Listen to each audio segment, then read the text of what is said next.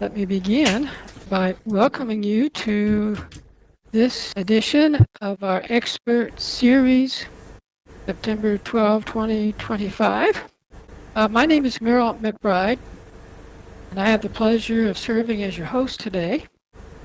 I want to welcome you to this edition of the VWEC Expert Series, in which we ask educational professionals to share their experiences and their insights into ways that virtual worlds can be used to engage students. I'm pleased to introduce today's guest presenter, Dave Miami, aka Dr. William Schmachtenberg, PhD, University of Chicago, who is a retired high school and college science teacher.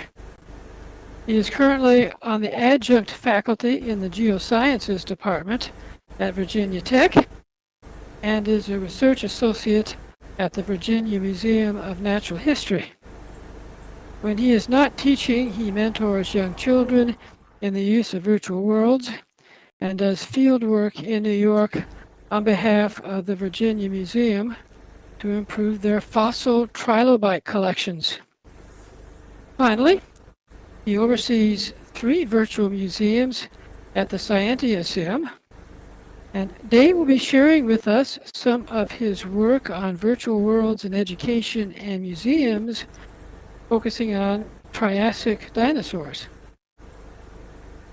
Please be advised that this presentation will be recorded and streamed on YouTube and will be fully captioned. Please see instructions on the sign to my lower right that includes the URL. Feel free to post questions to chat during his talk, and either he will address them directly or we will collect them to be answered during our social time at the end of the hour. The co-host, Ellie Pinion, and I will monitor the chat for any questions or comments. Without further delay, I yield the floor to Dave. Well, thank you very much, Merrill. I appreciate that very generous introduction. And yes, I am going to be talking about my research with virtual worlds in education and museums. This is the third in a series of talks that I've given. First one started in 23, the next one 24 to 25. All right, and you're getting a sneak preview. I hope to put in a proposal to present this at Virtual Worlds Best Practice in Education for 2026. So we'll see if that happens. All right, so here's the title. We've already talked about that. Merrill has already gone over the rules. I know typically at this presentation, wait till the end. I find that people tend to forget their questions or comments. I have my local chat open on my screen here, and I don't have a problem if you've got a question or a comment that you want to throw in local chat. I don't have a problem answering it. Typically what I do is set up my talks so if it's like an hour-long talk, I try and stay within 30 minutes of new material, so that gives us plenty of time for questions and answers, and we all get out of here in an hour. Because I have been in some talks that go on an hour in and of itself. All right, so I'm going to start with a little bit of review. Some of you, I'm looking at the list, and I see about half of you I know or on my friends list, and many of you I don't know, or maybe just basically in passing may have ran into you. So I'm going to give you a little recap of what I've been doing since 2022. In 2023, I started with the first in the series, and I worked with the folks at Dinosaur Ridge, went out to Denver, been wanting to do that for years, and established a collaboration with Dinosaur Ridge. I'll be telling you more about that in a minute. And the folks at Dinosaur Ridge were very welcoming, and they said, yeah, we want a virtual world of VR simulation of the Jurassic for 150 million years ago. And I got to meet Erin LeCount, and she is just an expert. She spent 20 years working on the Jurassic at Denver. She was an excellent partner for this particular project. And back in 2022 when I first made this software, boy, the technology was so easy. I had a Oculus Rift, I had a Quest 2, I had Extremality, which allowed me to take the simulation and make it multiplayer. So here you see a couple of us running around. And the idea was to demonstrate this both out in Denver, Colorado, and also at the Virginia Museum of Natural History. So I wanted to put a time limit on it. I wanted to have a way that the guests could run around and keep track of how many dinosaurs they had found. I wanted to keep track of how many guests had played the simulation. So I put all that in a HUD so you could see it. And it went extremely well. It was hot, but it went very well. I remember that day in 2023. So the museum gave me a table and some fans, and we had 3 computers hooked up. 2 of them were hooked into the simulation, and here you see a couple of kids playing it, and then there was a parent. So there were 3 computers, and they were all hooked into the same server. The kids were in VR helmets running around looking for dinosaurs. And the cool thing was that a parent could sit down at the 3rd computer and see everything that the kids were doing. It went over very well. And I tried to do some surveys and get a feel for what the kids were thinking. I remember that the VR headsets were very popular. I really didn't expect them to. I figured, well, maybe some of the adults and some of the teenagers would want to do the VR headsets. It turned out the elementary school kids were the ones that really grabbed them. And I would say about at least 3/4 of the guests that tried it wanted to do the VR headset. About a quarter wanted to just be on the PC. So, like I said, I started to get a feel for how the guests at the Virginia Museum of Natural History felt about the simulations. But one of the things that bothered me at the end of the festival in 23 was, were they really learning anything? They were having a lot of fun, but were they learning the content that the museum wanted to get in this virtual world VR simulation? So I went back to the high school where I'd retired from and was welcomed with open arms. And I got together with a couple of the earth science teachers, and I said, what I want to do is I want to go into your classroom. I'm going to set up this VR headsets, and I'm going to give the students a quiz first, and then what I want to do is go through the VR Jurassic simulation and look around and learn what we want them to, and then we give them a post-quiz. And the idea was to see, is a virtual reality, virtual world capable of teaching content just in and of itself? Because as they're running around, you've got pop-ups appearing on the screen. All the answers to the questions on the quiz are right there in front of them. Well, what I learned from that day was, no, it wasn't working. What basically happened was I only saw a 10% increase in the students' knowledge of the Jurassic, and that was sort of a bummer. So what I quickly learned was that kids don't read when they're in virtual reality. They just want to run around and find dinosaurs and have a lot of fun. So I changed my strategy, and what I did was I said, instead of them just running around by themselves, I'm going to stand behind the computers and the VR headsets. I can look on the screens. I can see exactly what they're seeing. So I basically used my VR laptops as an active board. And I said, okay, when you're running around, do you see that dinosaur? Do you see this? Do you see that? So when you use a virtual world, virtual reality headset as a teaching tool, in addition to the teacher guiding the lesson, that's when you see some good returns. So scores went up 32% by using that strategy. All right, so that's what happened in 2023, and everybody got excited. Dinosaur Ridge was interested, and the museum was happy with my results. So at the end of 23, I started to work on a Cretaceous simulation. And what I liked about the Cretaceous is 67 million years ago, much better dinosaurs, much bigger budget. The environment was a whole lot better because in the Jurassic, the problem was I had a really nice landscape, but Erin looked at it and she said, yeah, those plants weren't around in the Jurassic. You got to strip all that vegetation off, you have to rebuild the whole sim. And I'm not a great 3D modeler. In the case of the Cretaceous, a lot of the plants and trees around now were in the past. So it was a lot easier to get a nicely modeled environment. And that's what you see here. You see a T-Rex and a Triceratops getting ready to battle in this landscape.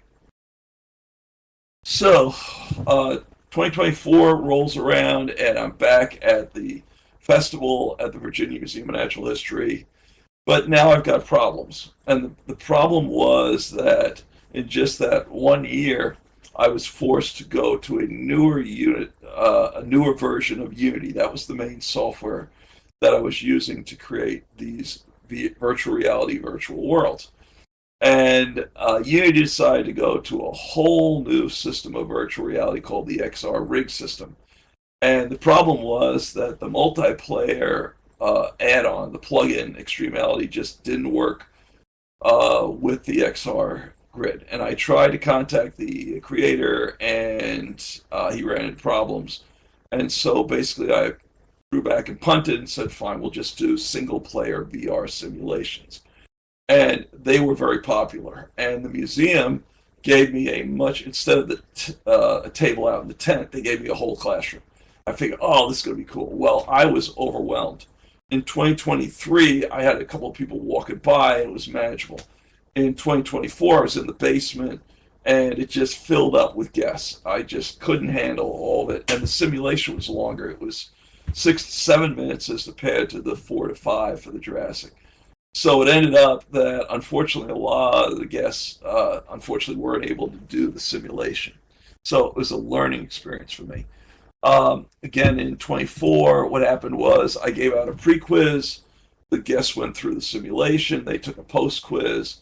And now I got used to it. We saw, again, a 32% increase in guests' understanding of the material that the museum wanted them to. The big surprise was the age of the children that wanted to do the simulation.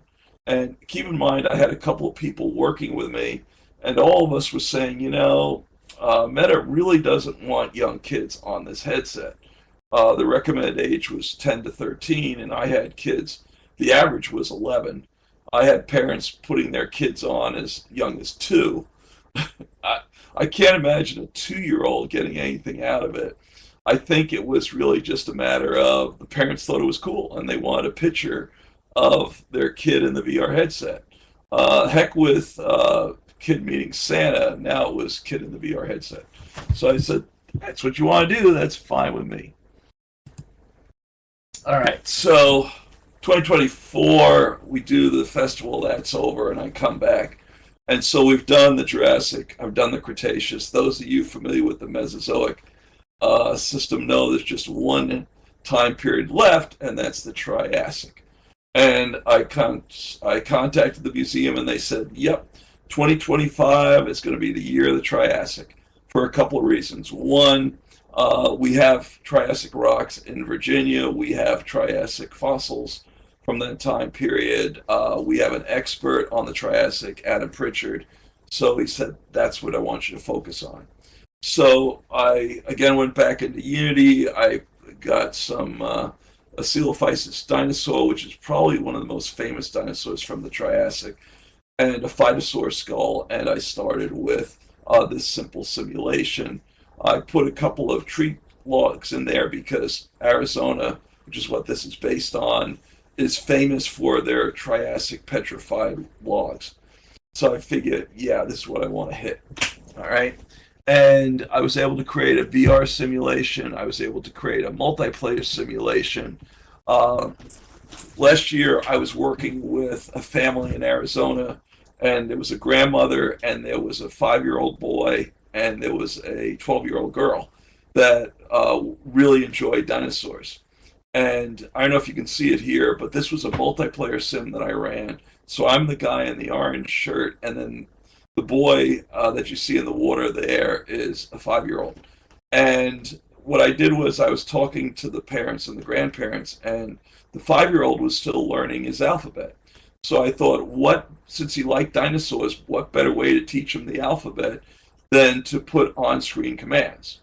So what I basically did was when the boy hit the keys on the alphabet, like H for having the dinosaur hide, or E to have him eat, or D to have him drink, what happened was that the computer would trigger a variable in the animation controller for the dinosaur. So that would be translated into a shift in the animation. So you could see the animal instead of the dinosaur, instead of just standing there, he was eating or drinking, whatever. And then you pressed another key, like Q for quit, and he went back to just standing around there. Um, there was a surprise that I came up with this 5-year-old that I didn't expect. One of the things I didn't expect was that I showed the 5-year-old this program, and then months later I came back when he was with his grandma, and he's going, "Can we play the dinosaur game again?" Referring to this simulation. So clearly I had made an impression upon him. He had thought about it. So we log into the simulation, and instead of just talking about coelophysis, whatever, he goes, "Can we play hide and seek?" So I'm going like, sure. So this little kid would run around in the environment, and he would hide, and they'd say, "Okay, try and find me." So I would try and find him. I guess in Second Life would have been even easier with the radar, but eventually I tracked him down. But what was so cool about that was here was a child that barely knew his alphabet, and yet was so comfortable in a virtual world that he was actually bringing a real life game to the environment. I hadn't expected that, but I'm thinking that's cool, because if a child that young is starting to integrate his real life activities with a virtual world, I could just imagine where that kid is going to be going once he gets older and gets a little bit more under his belt. Um, Okay, so in October 2024, I'm living in New York, and I decided to reconnect with some of my friends on Second Life, some of whom you know, okay, like Roxy and BJ, who do veg. They invited me up to their house. Very generous. They said, come to Connecticut, and you can stay at our house, and we'll get some food together, and we'll tour around some of the parks that are around there. So I wanted to go to Dinosaur State Park. I had been there as a teenager, but I wanted to go back. And I contacted the park, said I want to come through, and I met with Mike Ross. And it turned out that Mike is a very enthusiastic ranger, and I was a little worried about what he would think about doing a virtual reality, virtual simulation for the Triassic. And it turned out he really loved the idea. He said, "We've been thinking about doing something like this for years, but we just didn't have a guy like you coming through that could make it happen." So he said, "We would love to see a Triassic or Jurassic simulation for the Connecticut. That's going to be different from Arizona. It's a different environment, different plate tectonic situation. We can go into that in a minute." But he said, "Instead of Unity, we want you to use the Unreal game engine." And I said, "Why?" He said he was a little bit concerned about the licensing with Unity and some of the things that they were doing. So I said, "All right, I played around with Unreal. I'm not an expert at it, but I'll give it a shot." All right, so Mike gave me a tour of the park, and it's really cool. They found these dinosaur footprints. If you've never been there, and they found the footprints, and the state did the right thing. They built a dome over it so that they would be preserved. So when you go in there, they have the whole story of Dinosaur State Park, and you look out and you can see these dinosaur footprints. And they have a light that allows you to guess, as to how the dinosaurs may have been running across these footprints. And what he wanted was a virtual reality thing where you could put the headset on and you could actually see the dinosaurs there. And he says, "We think that they were Dilophosaurus. That would be our best guess of what kind of dinosaur would have been around at the time that could have made these footprints." So I thought that was really cool that here we've got a ranger thinking in terms of building a VR virtual world for the park. And I went back and I was talking with BJ on Second Life, and I was saying, he was like an MIT engineer. I said, "This is something I think we could actually do." So we started playing around. We haven't built it yet, but I thought it would be a cool idea to have that at the park. All right, so I go home to New York and I start putting together a landscape in virtual virtual reality and a virtual world in Unreal. And in the meantime, I contacted Jenny Borst, and I don't know if any of you know her, I contacted her through the Southwest Paleo Society. I joined that group, and they said, yeah, Jenny's the person to talk to. She worked at the classic, iconic locality Ghost Ranch in New Mexico, and she just knew everything about the Triassic. And she said, I love the idea of doing a Triassic sim. I can tell you exactly what animals you need to put in, what kind of phytosaurs to put in. She went on the 3D modeling sites and she said, not only can I tell you what dinosaurs to put in, I can tell you what models need to go in. So she made my job so easy. All I had to do was go on these platforms and just paid the money and put them in. So that's what you see here. It's a couple of phytosaurs with a coelophysis. And one of the things that I did with Unreal that I found actually worked out better than Unity is it has a fantastic landscape tool, so that I could go in and build the landscape as I imagined, without a lot of experience. And the basic model that everyone told me about is you need to think about a rift, a Triassic rift. So think about 200 million years ago, all the continents are connected to form Pangea. And then around 212 million years ago, the continents start to rip apart. And as they rip apart, as North America separates from Africa, you form these rift valleys, these sort of step-like terrace landscapes. And then the rain comes and starts filling in the rift valleys. So you form lakes, and you get different marine animals. You get tannies, which are marine reptiles in there. You get a lot of plants forming around the side of these rift valleys, these lakes. You actually form coals, which was in sufficient quantities to be mined in Virginia. I didn't know that until a geology conference last year. So anyway, I put together this virtual world simulation in Unreal, and I'm glad I did it because I ran into problems. Seems like with each year, I run into more and more technology problems when I try and do these festivals.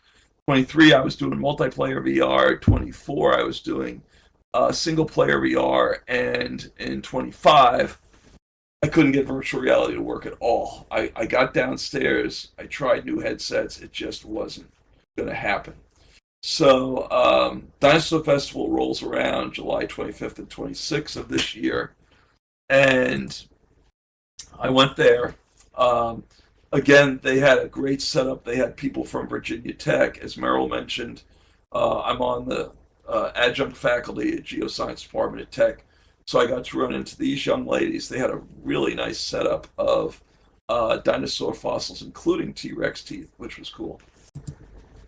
So we're down the basement again, and in summer 25, I was fortunate to get Darian Bradley, who's seated here, and Logan Howell.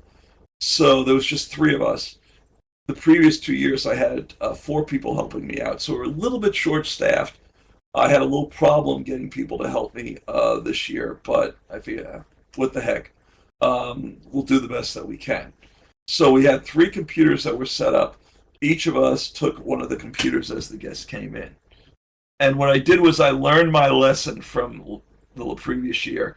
I greatly shortened the presentation. So instead of 6 minutes, I cut it down to 1 or 2 minutes.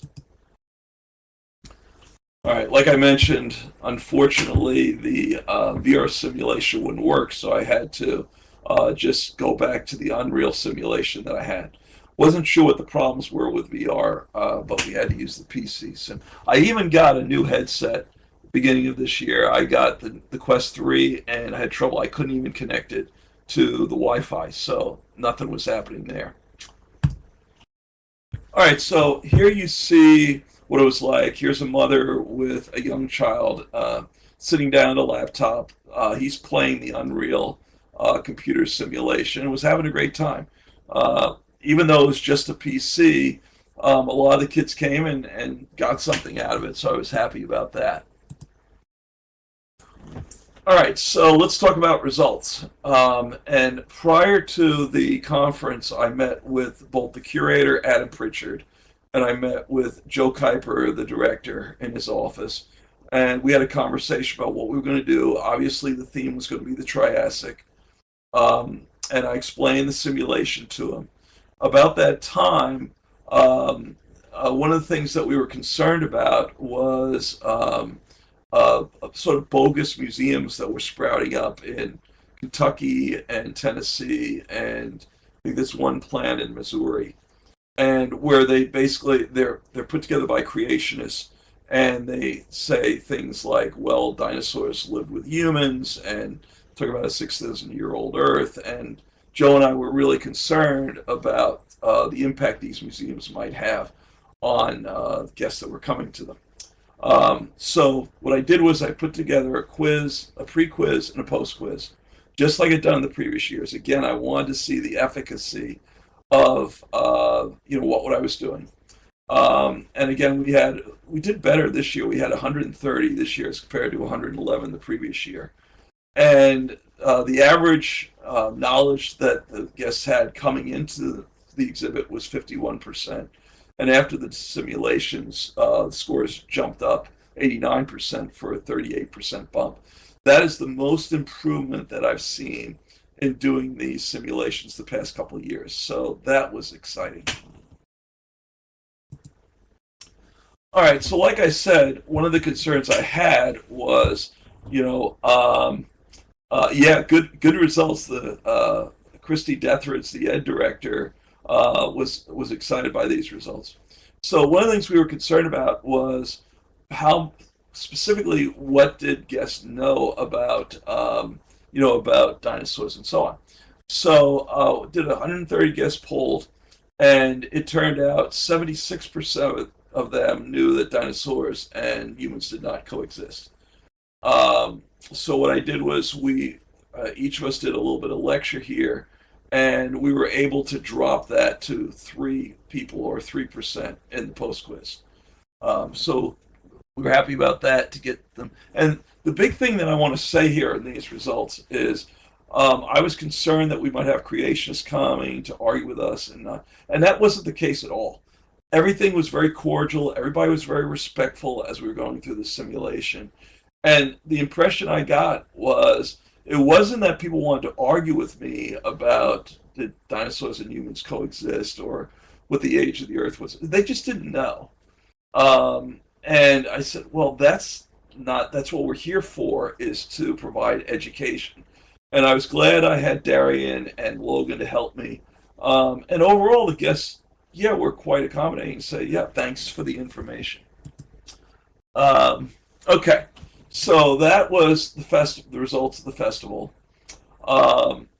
And last year, what happened was I was working on another project I'm going to be telling you about in a minute with the Cretaceous. We wanted to come up with a longer simulation, something that could be released on the internet.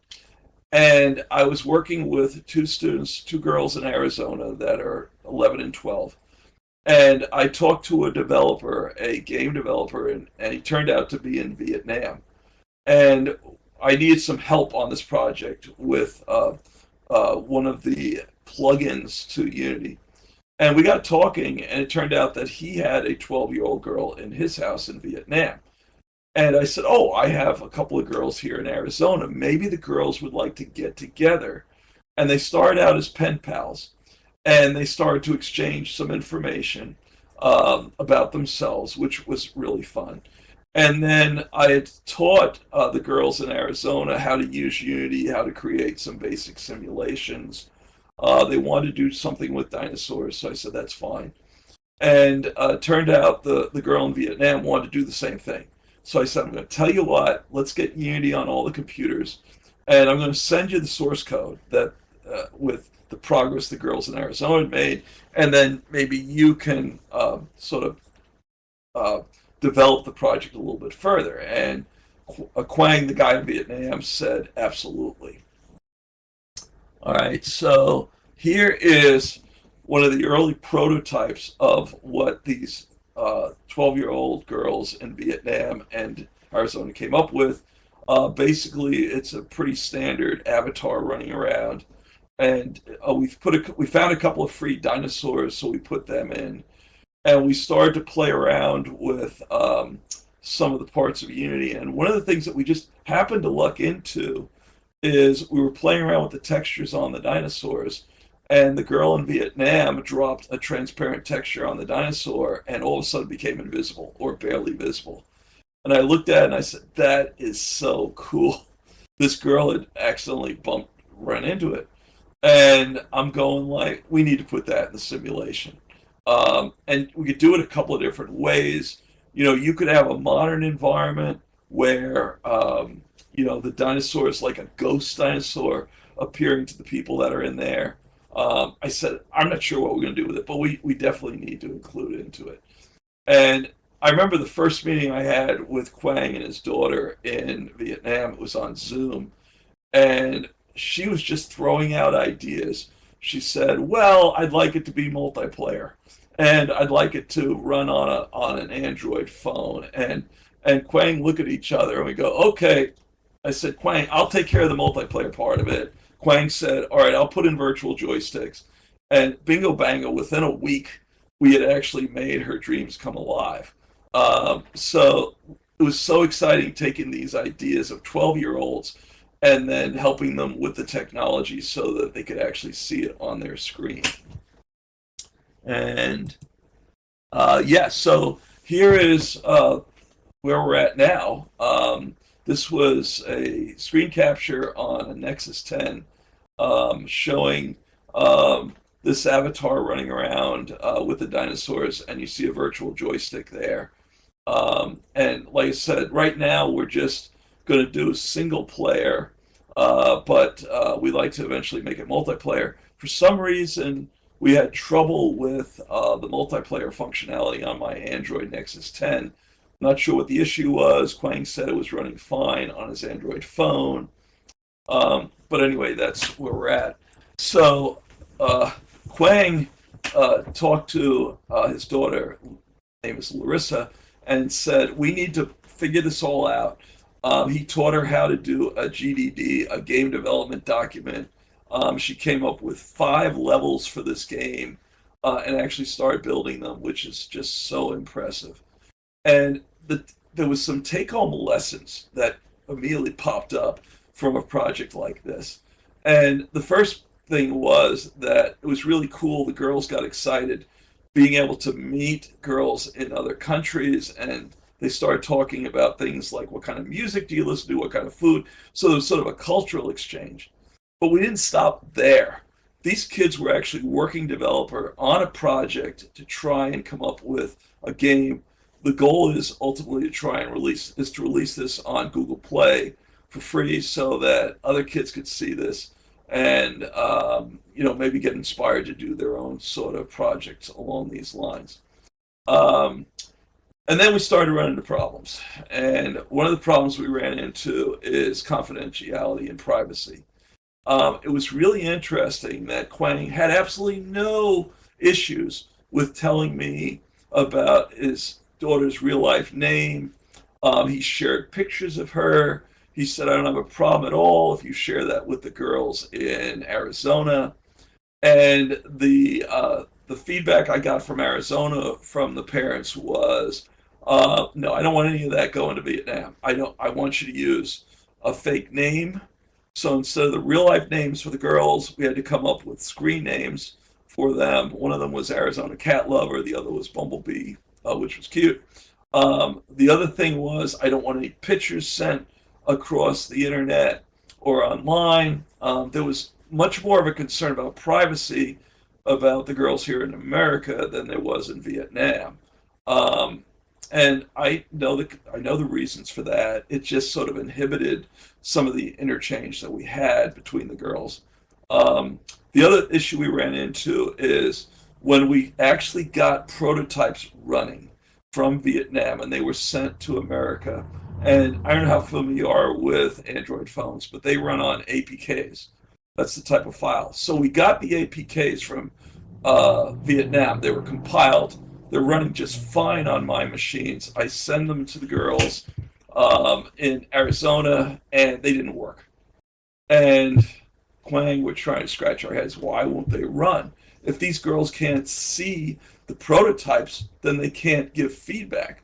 And the first issue was it was an unknown source. So we had to have the girls go on their Android phones and enable unknown sources because Google tries to discourage running software from people that you don't know. All right. The second issue that we ran into, so we fixed that. The second issue we run into is that the parents had set up parental controls on the girls' phones in Arizona. And so as a result, one of the parental controls was don't allow software to run that is not has not been authorized by Google. So we're not sure how to get around that. I've tried to contact the parents and say, look, these are not unknown sources. They were created by people we know. Maybe you can go into the parental controls to enable it. I'm still working on that because it's really exciting to see this, the end result with this. Because, like I said, these girls had these ideas. Quang did an amazing job with these dinosaurs. He went in, he put artificial intelligence on them. When you log in, you see the dinosaurs running around on their own and interacting with the humans. Larissa wanted maybe the dinosaurs to push the avatar off of the grid here. We ended up, I was showing Larissa how Unity worked, and she had this grid, and the avatar runs off the grid and falls. And Larissa thought that was the funniest thing she'd ever seen. And she said, that's what I want in my app. And I'm going like, well, we can do that, but after 10 seconds, people are going to get bored. Okay. So I talked to the folks in Arizona. And they said, no, it's a great idea. Make a 3D platformer game. Kids love platformer games. So that's where we're at now is, is working on a 3D platformer game with multiple levels, and there's going to be coins and so on. All right. Meanwhile, the other project that I was working on with Dinosaur Ridge was I wanted a longer version of the Cretaceous.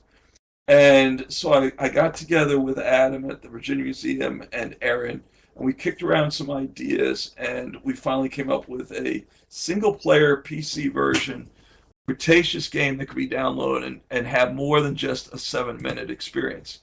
So you start out in the simulation, you're in a South Dakota desert, and you're driving around this truck and you find dinosaur bones and you sort of have to fill them in an inventory. You have a mini map so that you can see where you are. And the mini map is a geologic map as well, which I think the USGS really liked.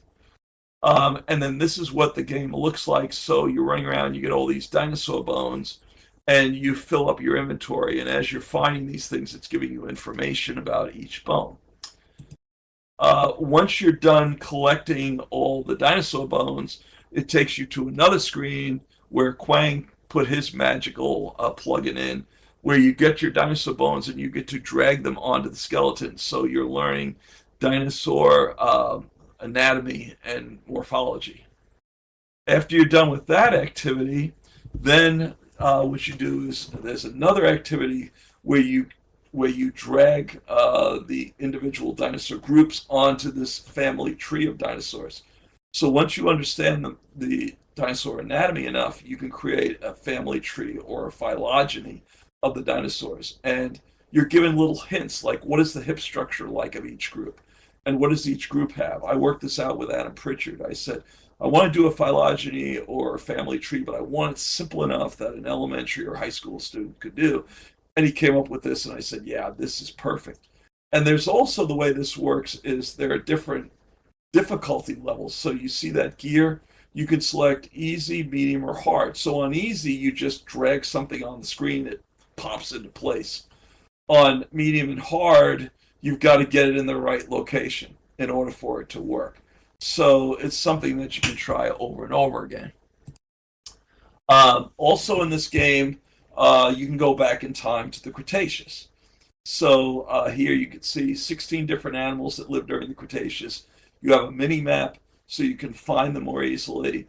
In the Jurassic simulation, I used these boxes to help you find the dinosaurs. It looked awful.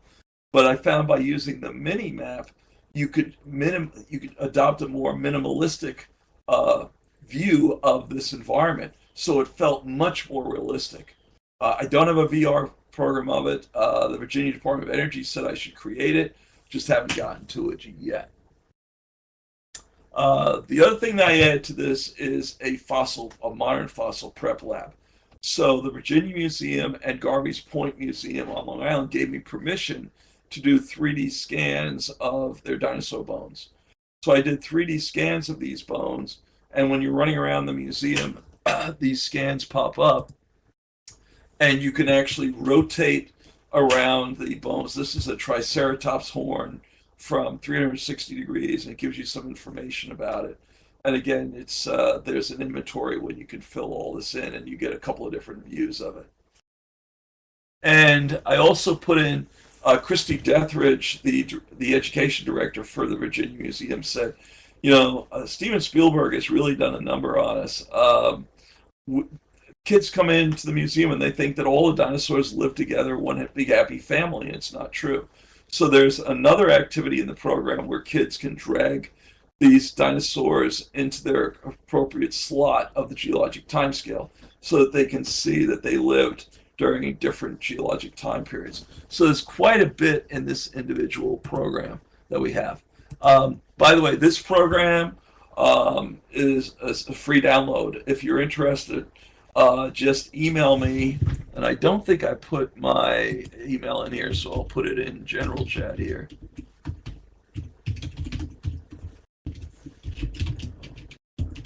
So there you have it. Just email me and tell me you want the Cretaceous simulation, or if you've got an Android thing and want to try out the girls' Android dinosaur simulation, I can send that to you as a download if you want to play around with it. So basically, there's the conclusions that I've come up with is virtual world simulation can dramatically increase students' learning of scientific content. Collaboration between educators, techs, and scientists are essential for developing accurate models for the simulations. The other thing that I found out is the science standards in Arizona are already up to speed. When I started looking through them for the 5th and 6th grade, because I was working with these children, I found that there was some excellent science standards. There were things like they wanted the kids to use models to try and learn, and simulations for trying to understand different scientific goals. And I'm not sure what the Department of Education in Arizona was thinking about. I'm thinking that they probably were thinking maybe dioramas where a kid would get like an old aquarium and put some rocks in it, maybe some plastic dinosaurs as a model. But I'm thinking even better would be to use a virtual world, because the content that they had in there, things like they want kids to know about scale and proportion and quantity. These are terms that keep popping up in the 5th grade science standards in Arizona, are just so easy, to teach using a virtual world. I can res something in here like a box and I can scale it up or whatever. All right. And of course, I encourage students in different countries to collaborate and create new sims and apps. And that's it. And I'm getting some IMs coming in here from different people. And I know Shiloh was the first to pop in there. What was the focus of the game day? And Shiloh, which one are you talking about? I don't remember when you popped that in. Because I gave a couple of different simulations. And yeah, Meryl's reminding me we're at 45 minutes after the hour. So that's, I think, pretty much where we wanted to be. I know it ran a little longer because I was sort of slowing down, putting a little extra content in there. We want to give Day a hearty thank you for his presentation.